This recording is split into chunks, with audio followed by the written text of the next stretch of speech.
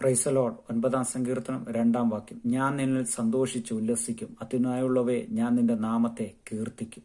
നമ്മുടെ ജീവിതത്തിൽ നൽകപ്പെടുന്ന സകല അനുഗ്രഹങ്ങൾക്കുമായി നാം ദൈവത്തെ പ്രകീർത്തിച്ചാൽ, നാം ദൈവത്തെ സ്തുതിച്ചാൽ, നമ്മുടെ ജീവിതത്തിൽ അതിൻ്റെ എല്ലാ സന്തോഷങ്ങൾ നമുക്ക് അനുഭവിക്കാൻ കഴിയും. നമ്മുടെ കുടുംബത്തെ ഓർത്ത് നാം ദൈവത്തെ സ്തുതിച്ചാൽ ആ കുടുംബത്തെ ദൈവം ഉന്നതമായി അനുഗ്രഹിപ്പാൻ ഇടയായിത്തീരും. നമ്മുടെ തലമുറകളെ ഓർത്ത് നാം ദൈവത്തെ സ്തുതിച്ചാൽ ആ തലമുറകളെ ദൈവം മാനിപ്പാൻ ഇടയായിത്തീരും. നാം നമ്മുടെ ജോലിയെ ഓർത്ത് ദൈവത്തെ സ്തുതിച്ചാൽ ആ ജോലിയെ ദൈവം അനുഗ്രഹിപ്പാൻ ഇടയായിത്തീരും. നാം നമ്മുടെ ഭൗതിക തലങ്ങളെ ഓർത്ത് ദൈവത്തെ സ്തുതിച്ചാൽ, നമ്മുടെ സാഹചര്യങ്ങളെ ഓർത്ത് ദൈവത്തെ സ്തുതിച്ചാൽ, നമ്മുടെ സ്ഥിതികളെ ഓർത്ത് ദൈവത്തെ സ്തുതിച്ചാൽ, ഏതൊക്കെ മണ്ഡലത്തിൽ നാം ദൈവത്തെ സ്തുതിക്കുന്നു അതിലൊക്കെ ദൈവത്തിന്റെ അനുഗ്രഹങ്ങൾ അല്ല, ദൈവത്തിന്റെ സന്തോഷങ്ങൾ നമുക്ക് പ്രാപിപ്പാൻ കഴിയും. ഏത് വിഷയത്തിൽ നാം സന്തോഷിക്കണമെന്ന് ആഗ്രഹിക്കുന്നു ആ വിഷയത്തിലൊക്കെ ഞാൻ ദൈവത്തെ സ്തുതിച്ചാൽ ആ വിഷയത്തിന്റെ പൂർണ്ണതയായ ചില സന്തോഷങ്ങൾ അതിനകത്ത് നമുക്ക് പ്രാപിപ്പാൻ കഴിയും.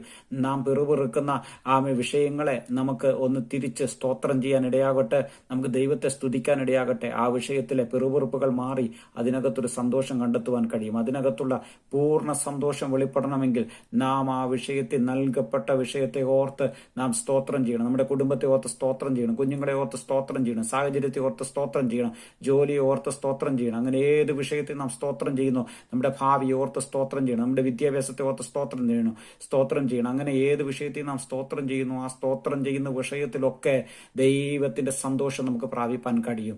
നാം പൂർണ്ണ സന്തോഷം പ്രാപിക്കാൻ ആഗ്രഹിക്കുന്നെങ്കിൽ ആ വിഷയത്തെ ഓർത്ത് നാം സ്തോത്രം ചെയ്യണം. അങ്ങനെ നിരന്തരമായി നാം ദൈവത്തിന് സ്തോത്രം ചെയ്യുമ്പോൾ, കർത്താവെ ഈ ജോലി തന്നതിനായി സ്തോത്രം, ഈ കുടുംബം തന്നതിനായി സ്തോത്രം, ഈ സാഹചര്യം എനിക്ക് തന്നതിനായി സ്തോത്രം, ഈ വാഹനം എനിക്ക് തന്നതിനായി സ്തോത്രം, ഇതുപോലെയുള്ള ക്രമീകരണങ്ങൾ എനിക്ക് വേണ്ടി ഒരുക്കിയതിനായി സ്തോത്രം.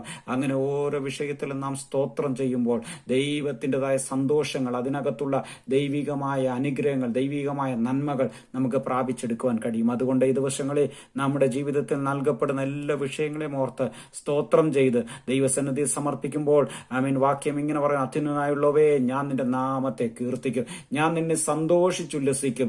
അത്യുന്നതനായുള്ളവേ ഞാൻ നിന്റെ നാമത്തെ കീർത്തിക്കും. ദൈവത്തിന്റെ നാമത്തെ കീർത്തിക്കുവാൻ ഇടയായി തീർന്നാൽ അത് നമ്മുടെ ജീവിതത്തിൽ വലിയ സന്തോഷങ്ങൾക്ക്, വലിയ അനുഗ്രഹങ്ങൾക്ക്, വലിയ നന്മയ്ക്ക് അത് കാരണമായി തീരും. അതുകൊണ്ട് ജീവിതത്തിൽ ഉള്ള കാലഘട്ടങ്ങൾ, നമ്മുടെ ജീവിതത്തിൽ നൽകപ്പെടുന്ന എല്ലാ അവസരങ്ങളെ ഓർത്ത് ദൈവത്തിന് സ്തോത്രം ചെയ്യാം.